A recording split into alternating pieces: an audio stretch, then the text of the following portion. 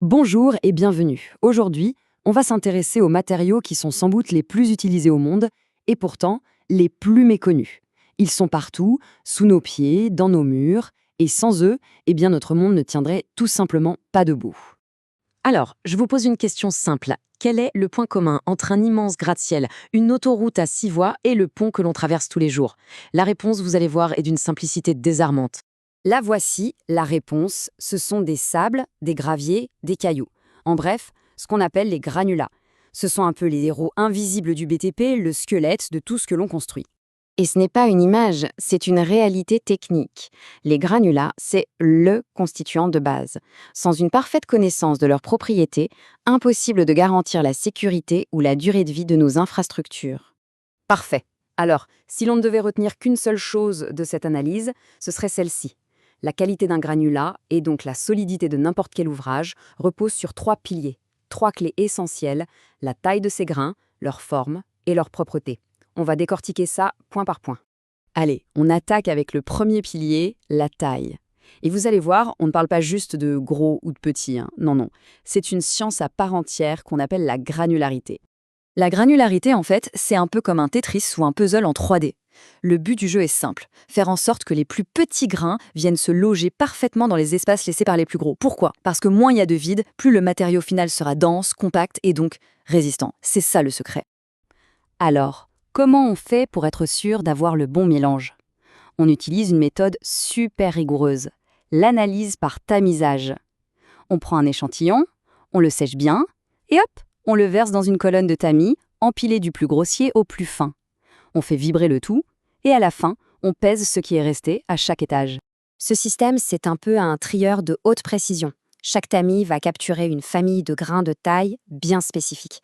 Au final, on obtient une véritable carte d'identité de notre granulat qui nous dit exactement de quoi il est composé. Et toutes ces données, tous ces poids, on les reporte sur un graphique. Ça nous donne ce qu'on appelle la courbe granulométrique. C'est le portrait robot de notre matériau. D'un seul coup d'œil, on voit la répartition de toutes les tailles de grains. Et cette courbe, bien sûr, elle nous parle. Si elle est belle, bien lisse, continue, c'est le jackpot. Ça veut dire qu'on a toutes les tailles de grains qu'il faut pour bien combler les vides. Par contre, si on voit un plat, une discontinuité, c'est mauvais signe.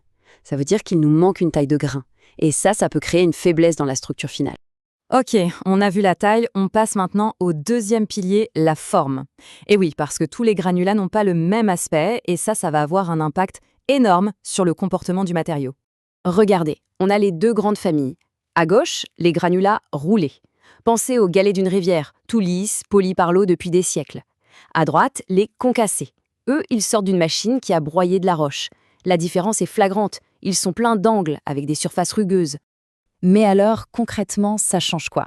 Eh bien, les grains ronds, ils glissent les uns sur les autres, comme des billes. Ça donne un béton plus fluide, plus facile à mettre en place, ce qu'on appelle une meilleure ouvrabilité. Les grains concassés, au contraire, avec leurs angles, ils s'accrochent sans briques les uns dans les autres. Ça crée un squelette interne super solide et ça augmente la résistance mécanique. Le choix dépend donc de ce qu'on veut faire. On en arrive à notre troisième et dernier pilier, qui est tout aussi crucial, la propreté. On en profitera aussi pour dire un mot sur la densité. Attention! Ce ne sont pas des détails, loin de là. Ce sont des facteurs déterminants pour la qualité. La question peut paraître naïve, mais elle est fondamentale.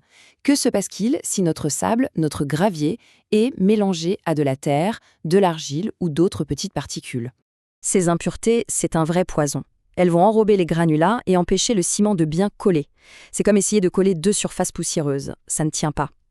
Pour mesurer ce niveau de propreté, on a un test essentiel, l'essai équivalent de sable. Son but, chiffrer la pollution par les fines.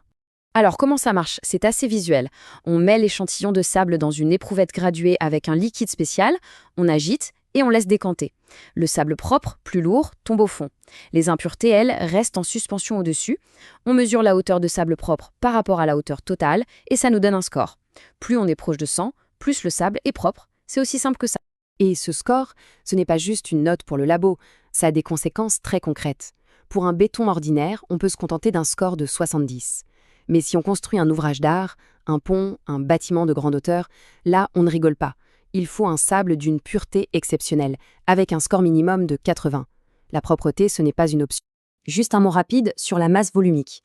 Il faut bien distinguer deux choses. La masse volumique apparente, c'est le poids d'un seau de gravier, par exemple, en incluant tous les vides, tout l'air qu'il y a entre les grains. La masse volumique absolue, c'est le poids de la matière seule, comme si on avait fait fondre tous ces graviers en un seul bloc compact. C'est crucial pour bien doser les recettes de béton. Bon, on a vu pas mal de détails techniques, maintenant rassemblons toutes les pièces du puzzle. Pourquoi est-ce que tout ça est absolument fondamental? On en revient toujours à nos 3 clés. 1. Une bonne granularité pour avoir le moins de vide possible. 2. La bonne forme de grain en fonction de ce qu'on recherche. Et 3. Une propreté parfaite pour que la colle du ciment fasse son travail. Voilà la recette d'un matériau fiable et durable. Et ça, ce n'est pas de la théorie. C'est ce qui garantit que les fondations de la maison ne bougeront pas, que le pont résistera au passage de milliers de voitures et que le barrage retiendra des millions de mètres cubes d'eau. Notre sécurité au quotidien dépend directement de ces principes. Cette phrase résume tout. Choisir un granulat, ce n'est pas juste aller chercher des caillots. C'est un acte technique majeur, une décision qui doit être étudiée, calculée et parfaitement adaptée à l'objectif final. Il n'y a aucune place pour l'à peu près. Alors voilà, la prochaine fois que l'on marchera sur un trottoir ou qu'on roulera sur une route, on pourra peut-être avoir une petite pensée pour ces milliards de grains, choisis, triés, testés avec une précision scientifique, tout ce squelette invisible qui soutient notre monde. Une science fascinante, juste sous nos pieds.